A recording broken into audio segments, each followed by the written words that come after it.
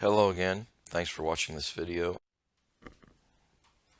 Today's topic is variation, and in addition to this video, you should read the examples in your book. They are different, and make liberal use during this video of the controls to play, pause, and rewind to ensure that you understand the material. We're talking about a number of kinds of variation.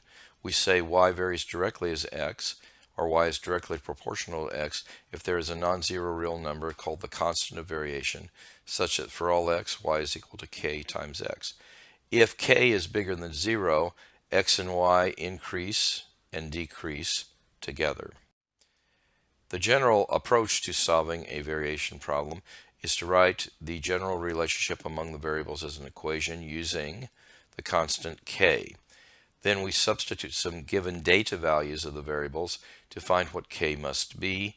Then we substitute this value of k into the equation to have a specific formula, and then we can use that specific formula to perform subsequent calculations. Here's example 1. You should pause the video, read the problem, work it, and then start playing the video again to check your solutions. Please pause the video now. Let's see how you did. You should have started with the equation of d being proportional to the time, and plug in the existing data, solving for k to be 52.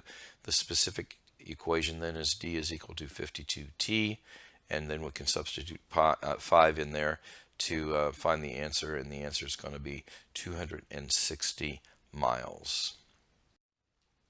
We can also speak of direct variation as an nth power.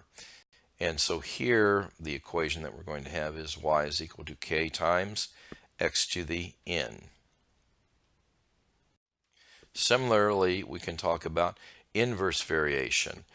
We say y varies inversely as the nth power of x, or y is inversely proportional to the nth power of x if y is equal to k over x to the n. In particular, if n is 1, then y is equal to k over x, and y varies inversely as x. Here's a classroom example. You should pause, work the problem, and then come back and see how you did. Pause the video now. Let's see how you did. Since it's inversely proportional to the square, it is c is equal to k over n squared. We plug in the existing data to find that k is 15,000. So the specific equation is c is equal to 15,000 over n squared. And then we use this equation to calculate the cost if 250 items are produced. And the answer is 24 cents.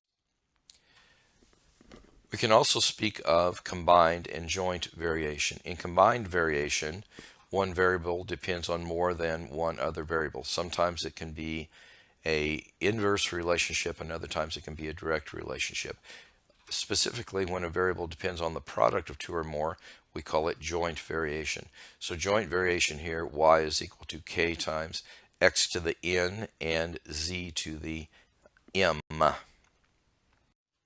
Here's a problem involving joint variation. Please pause the video and look at the problem, solve it, and then start the video again to see how you did. Please pause the video now. Let's see how you did. And we see that this is the joint variation equation. V is equal to khr squared. We plug in the existing data and find that k is 3.14. That means this is our specific equation here. We plug in the new data and we get the answer of V is equal to 7,065 cubic centimeters. Here's example 4. Pause the video now and work the problem, and let's see how you did afterwards. Pause the video now. Let's see how you did. So it was directly related to advertising and inversely related to the weekly charge. So we put in the numbers and we solve for k. K is 17 over 2. That means the general formula is n, the specific formula rather, is n equals 17 over 2 a over w.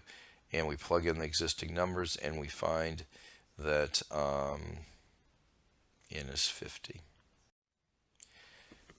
In closing, remember time is precious. Each day must count.